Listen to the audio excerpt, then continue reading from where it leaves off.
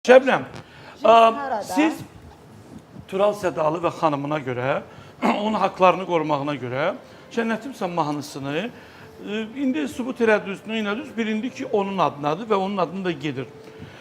Bugün misal üçün Zuzu çıxsa desə ki, ya da Tural desə ki, hə, bizim o mahnıda biraz da olsa vəfanın haqqı vardı. İndi qabaqçıdan verməyib onu qoyaq qıraq o məsələ ki, ay Şəbnəm, qoy oxusun da, yəni ki, YouTube-unda da qoy geçsin də. İcazə verərsənmi buna? Bax, O düzündür. əsəbi vaxtımda yox, indi bəlkə də verərəm. Çünki artıq o deyiləm. Bu günləri səndən, misal üçün, sən bilsin ki, o mahnını təzdən vəfa səhifəsinə qoyur. Vurmazsan onu, düzündür. Tural'la Zemay, Tural'la Zuzu ona işi. Adı yazılsın ki, Tural Sədalı Zuzu. İcazə verərsənmi? Vaxtında bəlkə də nəsə o qıcıq olardı.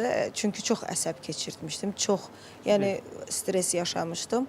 Lazımsız yerə.